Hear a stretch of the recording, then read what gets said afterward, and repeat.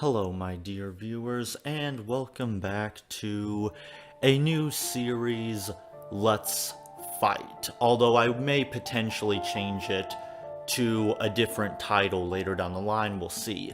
However, heavily inspired by Anthony Fantano and Joey's series of similar names like Answer Me Senpai, Let's Argue, and Let's Fight, I love those guys to death. They are amazing content creators. Please check their channels out. They are awesome. I will leave links in the description. And I'm not necessarily trying to steal their thunder. I just really like the idea of the series. I think it's simple, but quite fun. And I want to be able to use this as a platform to further interact with my amazing fans and subscribers.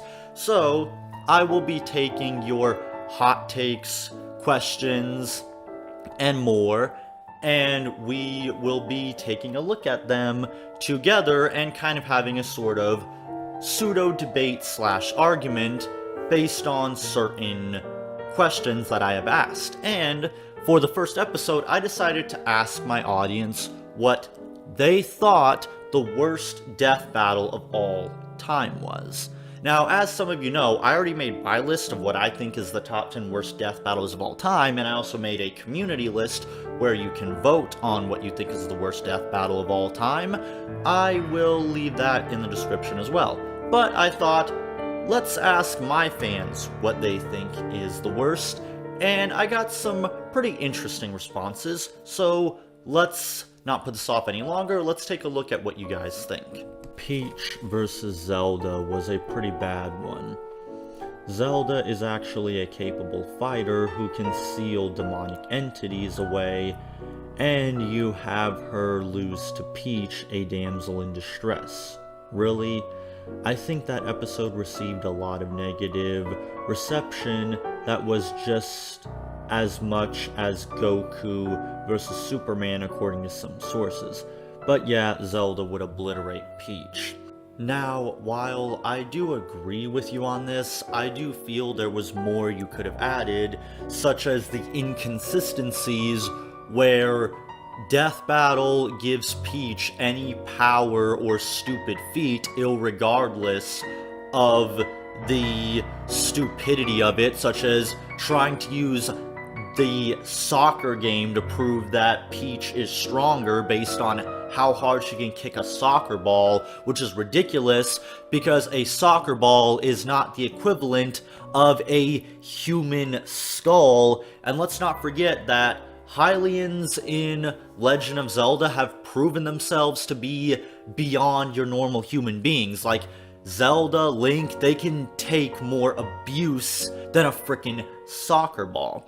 And of course, they don't give Zelda her rapier, despite explaining that she does have a rapier and is skilled in using it, and we even see her use this same sword in Hyrule Warriors, and they just completely ignore it.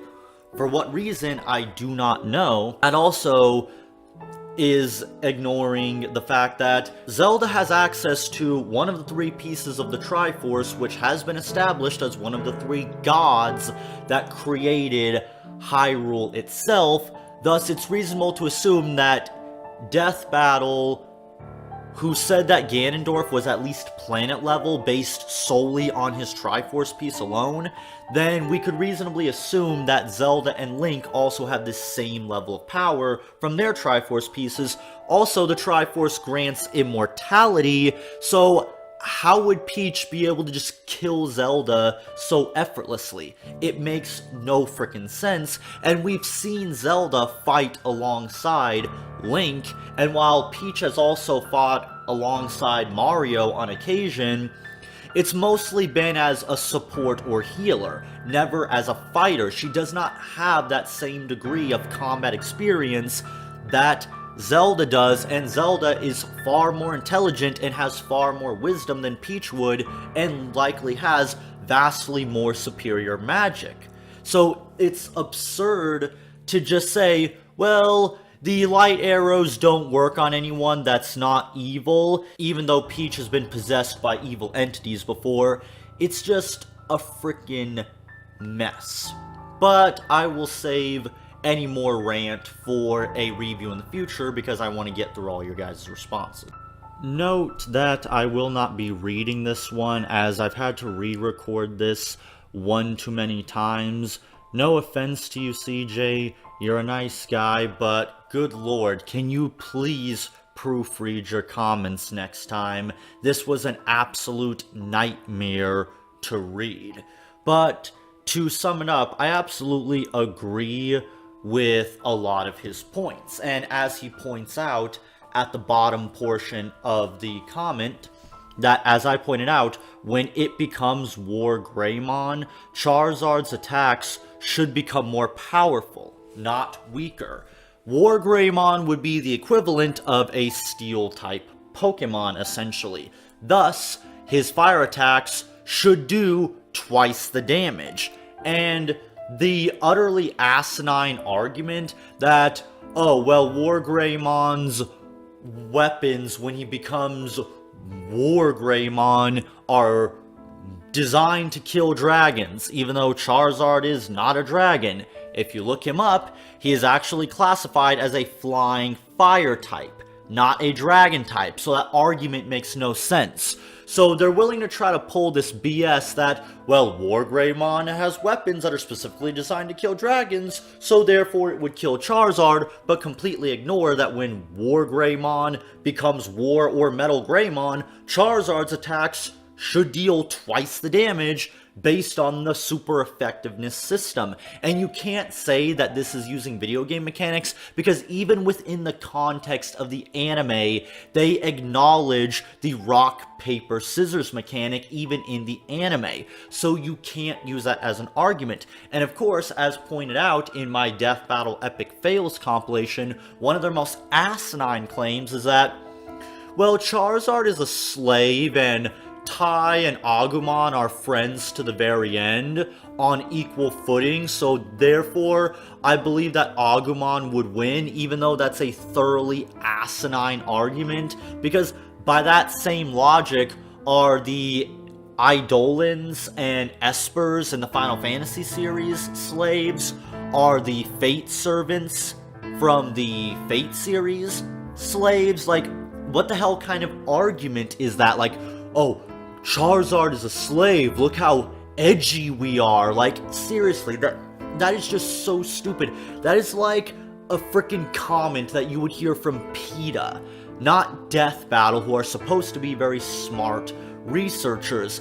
And there's just so many problems with this fight. The fact that they composite all the Digidestin into just Agumon's power is freaking nonsense. Like, what the hell kind of logical sense does that make? He should only be getting the power from Tai, not the entire freaking Digidestin. And the part where they have Tai beat the crap out of Red was so uncalled for and just pissed me off. Not only that, but I spoke to my best friend who actually is a Digimon fan and agrees with me that Tai was extremely out of character, so much so that it's kind of uncomfortable at times with how badly they misrepresent Tai's character. I'm not even a Digimon fan, and even I could tell something was off about Tai. He just didn't behave the way they normally would, and my best friend agrees with me that Tai would not behave that way. It just felt like a cheap way to take Red out of the equation because, oh, well, without his trainer, Charizard becomes useless, which is nonsense. We've seen Pokemon act independently. Look at Dawn's Piplup. Look at Ash's Pikachu. And to further shoot the frickin' slave argument in the foot, Pokemon are not required to go into their Pokeballs. It is very much optional. We've seen, once again, from Ash's Pikachu, Misty's Togepi, Iris's Axew, and Dawn's Piplup that they are not required to hang out in their Pokeball. They do so as an option. If they don't want to go in the Pokeball, they don't have to and absolutely have the option to refuse to. So the whole slave argument still makes no sense. I don't know where, like, why is it that instead of just power scaling, just saying, like, look, Greymon wins because he's stronger or faster or has stronger abilities or something, why do you have to pull out illogical arguments that make no sense, like, oh, Charizard is a slave or some stupid nonsense like that? It's on par with the logic that they use in Guts versus Nightmare, where, oh, well, Guts fights demons every day, so therefore he would be able to kill Nightmare. It makes no frickin' sense. Mere words cannot express how shitty that death battle is. Like, nobody I can think of was happy with that. Like, it was just such a bitter death battle. Like, I genuinely feel like Death Battle has contempt towards the Pokemon fan base. And while, regardless of if that was Death Battle's intention or not, it certainly comes off that way now, doesn't it? I would say, for me, Ragna the Blood Edge versus Soul Bad Guy. Everything about this death battle is terrible. The way they downplayed Ragna was a complete mess. Yeah, Soul Bad Guy is very powerful and all, but he's nowhere near as strong as Ragna is. If it would have been a BlazBlue x Guilty Gear crossover special, it wouldn't even be a fight. Now, this is one I've been meaning to talk about for quite some time. Now, I'll admit, when I first saw this death battle, I thought nothing of it because I knew nothing about BlazBlue, I knew nothing about Soul Bad Guy, I had no clue who these characters were.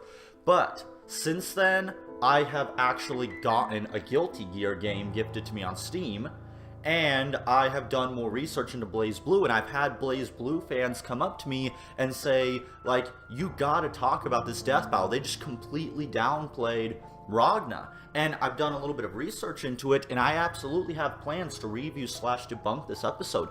It's terrible. Like, the way they downplayed Ragna is absolutely unacceptable. Like, this was Naruto versus Ichigo levels of lowballing. Just horrible. For example, they cite one of his most impressive feats as, oh, he can destroy an entire street with his sword. Like, when they tried to use the whole, oh, Ichigo can lift a bunch of pillars as a way to lowball him, when Ichigo is capable of doing so much more. And it's just insane, and some of the logic they use just makes no sense. Like, they're saying, oh, well, Soul Bad Guy has more belts than Ragna, so therefore he's a better fighter. And I'm over here like, what the fuck kind of logic is that?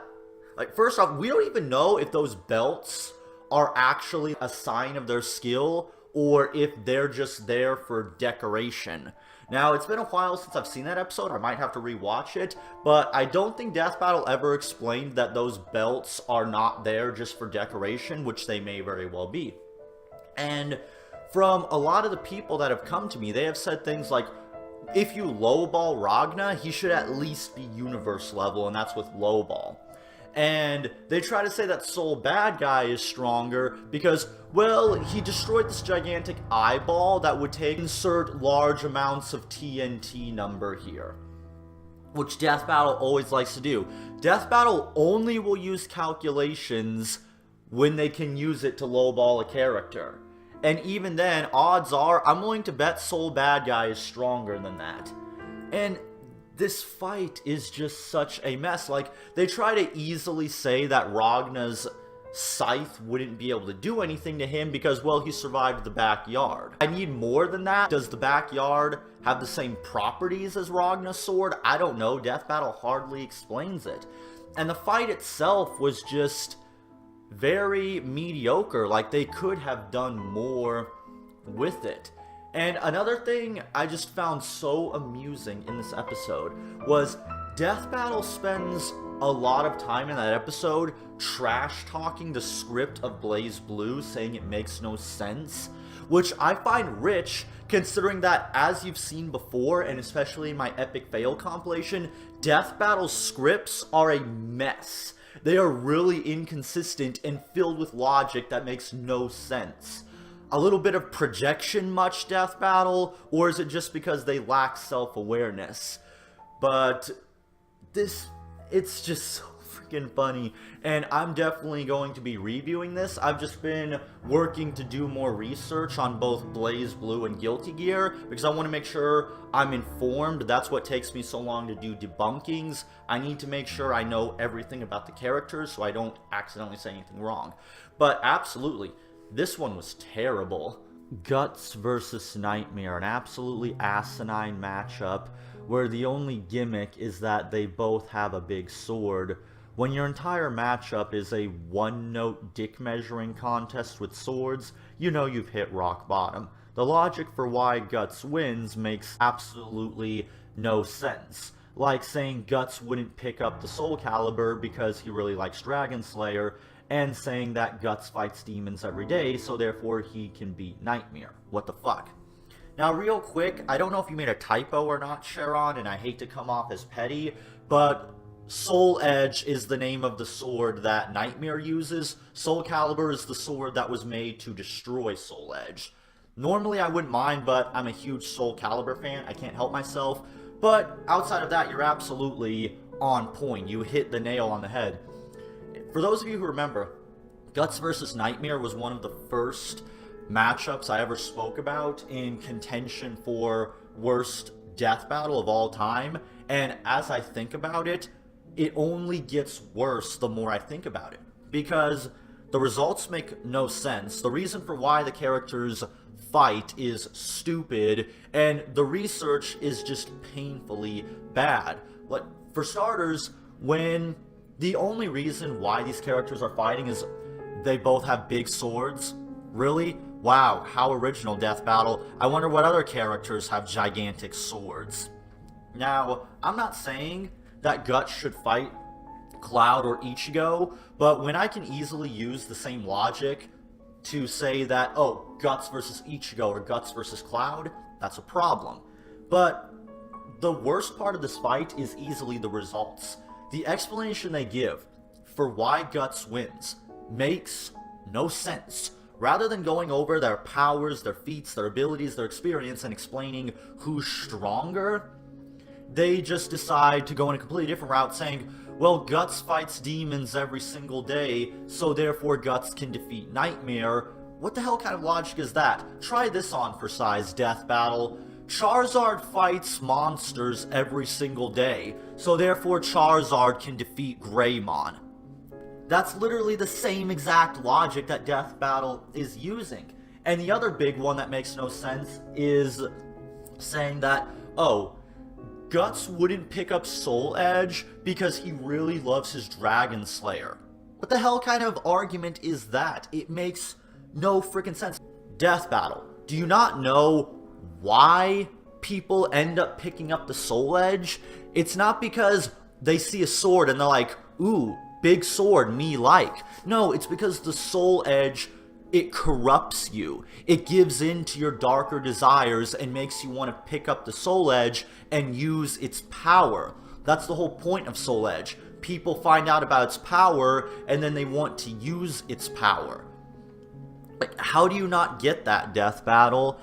Either that or Death Battle just completely forgot. Now here's the thing, if Death Battle just said, oh well, Guts wouldn't pick it up because when he has the Berserker armor activated, he just wouldn't care, that would be one thing, but they don't say that. And they don't even do a good job going over the character's strength because, for example, they say that, oh, with the Berserker armor on, Guts' sword strike is as strong as a cannonball, but they don't mention that when he had the Berserker armor on, he was able to damage Grunbeld's skin, which is stronger than steel. And for those of you who are aware of my Kimimaro power scale that I made a really long time ago on Facebook, you would know that being able to damage something that's stronger than steel actually requires a lot of strength, and it goes without saying, the fight was terrible. They tried so hard to make some kind of epic sword fight, but it was just underwhelming. The sword fight was just very brief, the animation was repetitive due to it being sprite animation, and there just wasn't all that much to it. This is a fight that would have greatly benefited from 3D or hand-drawn animation, but in typical Death Battle fashion, they just don't even bother. Tracer versus Scout. Downplaying Scout because of an outlier. They're proven wrong in the same video they use, misunderstanding his equipment, not even giving him his full arsenal or canon MVM upgrades, and just showing blatant Overwatch favoritism. Now this, when I remade the top 10 worst death battles, I had to put Tracer versus Scout on there. Because I'll admit, when I first saw this one, similar to Ragna vs. Soul Bad Guy, when I first watched it, I didn't think much of it. I hated Overwatch, and I knew next to nothing about Team Fortress 2. So I didn't really pick up on any of the problems, at least not right away. But after speaking with some Team Fortress 2 fans, Overwatch fans, doing more research, watching videos debunking Tracer vs. Scout, I am just so disappointed that I never spoke about Tracer versus Scout a lot sooner. It is really terrible, and there is just so much to go over. This is going to get a full review as well someday. I know I spoke a little bit about it in my top 10 worst death battles, so definitely check that out. But in short, absolutely. They downplay Scout for no freaking reason. They show a clip of, oh, well, Scout's best feat was getting blown up by 3 missiles, but we don't see the point of impact, as they show a clip of the missiles blowing up at the point of impact and Scout surviving. And it's just like, death battle, are you okay? Like, are you blind or something? And then similar to Link versus Cloud, they don't give Link or Cloud their full arsenal, because they said, oh, that would make them too powerful or some nonsense like that. And I'm over here like, what the hell? In Death Battle's own words, we are not looking at these characters at some random point in the timeline. We are looking at them at their maximum potential. So why are you not giving Scout all of his feats, all of his equipment? What the hell are you doing here? Also, there's just blatant things that they ignore. For example, they say that if Tracer's thing, whatever it's called, is ever damaged, she just dies. Like, she's not able to maintain her point in the timeline. So, once Scout damaged Tracer's thing, she should have been done. The fight should have ended right there, but of course, in typical death battle fashion, they don't look back at their own script, and they just say a character wins because whatever, I guess. Like, death battle is just so blatantly biased, it's embarrassing. Like, how they make so many missteps, I will never be able to understand. While sure, the fight itself is fine, the research was terrible, and the way they just blatantly screw over Scout is unacceptable. And now we save what I think is the best for last. The Big Head Killer versus Deadpool. It exposes everything wrong with Death Battle. The wasted animation, the highballing, the lowballing, the forced cringy humor, the bad research, the constant throwing characters under the bus. And worst of all, they make Deadpool a glorified strawman of Death Battle's critics, while also refusing to take accountability for mistakes they have made and are fully aware of, instead of taking accountability, relegating it to a cheap joke. Now, this is a tough one for me, because while I am inclined to agree with you on this, Ethan, I still want to say that Naruto vs. Ichigo is the worst. I've always gone back and forth between which of these is worse, Naruto vs. Ichigo or Big Head vs. Deadpool, because both are abysmal and both highlight everything wrong with Death Battle. But I think they're both terrible, but for their own different reasons.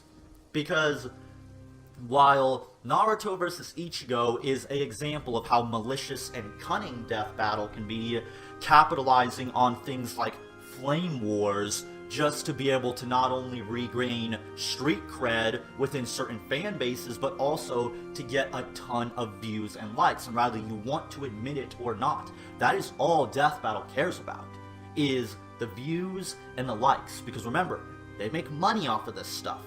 So that is what is important to them. And it's the same with their sponsorships. They only get sponsorship money as long as their videos meets a certain quota of views. I've done research into sponsorships, so that is something you cannot deny. But with these other death battles that we have spoken about, while I can agree that they are terrible, it's difficult for me to say that those are the worst. And even in regards to Charizard versus Greymon, and that was a death battle so bad, I watched it one time when it first came out, and then a second time for one of my videos, and then never again. It is a death battle I refuse to watch. But even with those, you can on some level say they have some redeeming qualities. I mean, you look at Tracer versus Scout, you can at least say, well, the research is kind of dog shit, but at least the fight is cool. Same with Charizard versus Greymon. But with these fights, like Big Head versus Deadpool, you have Death Battle trying so hard to try to be self-aware, but not actually doing anything to fix the issues. They're still screwing over characters, their research is still abysmal, their humor hasn't improved by a whole lot, and their scripts are just as bad. Naruto vs. Ichigo has one of the worst scripts I've ever seen. It's so inconsistent. The research is so bad. The fight itself is so poorly written. But with Big Head vs. Deadpool, what originally set me over the edge with that one was the continuity stone joke, where they have the audacity to bring up some of their most controversial fights that they have ever done. Yang vs. Tifa, Gaara vs. Toph, Goku vs. Superman, Link vs. Cloud, and show the proper characters winning. And rather than just acknowledging these mistakes like, hey, we screwed up, and maybe remaking them with the proper results, which would be commendable, no, they want to make it into a joke, because that's all this is to Death Battle, a joke. They don't really care how many fan bases they piss off. As long as they have your view, they don't really give a damn. We are little more than dollars to Death Battle at this point.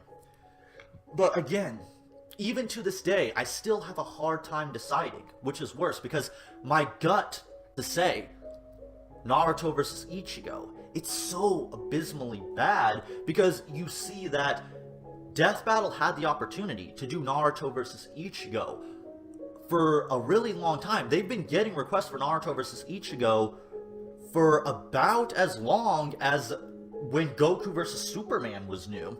And they chose a very particular time to do it, when whole flame war that Watch Mojo started between Bleach versus Naruto was going down, and they used it to throw Ichigo under the bus, get a bunch of views, and regain some street cred with the Naruto fan base. And sadly, it worked. But with Deadpool versus Big Head, it seems to me like they're trying to appease everyone. And I just don't think it works. But there's just so many other aspects to it. The live action section is nothing more than filler and a waste of time. And it looks so cheap and is filled with the most basic bitch obvious humor you can think of. I mean, for Christ's sake, they make a Fortnite joke, for God's sake. And when Nostalgia Critics' Deadpool costume looks better than yours, just stop making skits. I would rather watch any of the Sprite animated fights than this. I mean, there's so much more I could say, but I don't want to keep you guys here forever. But I will definitely have to think more on which is worse, Naruto vs. Ichigo or Big Head versus Deadpool. I will get back to you guys on this. But let me know what you think of the first episode of Let's Fight. And if you love this and want to see more, please leave comments and likes, as it will encourage me to make more of these. And I will have the question for the second episode up on my community tab, so look out for that, and I'll see you guys around next time.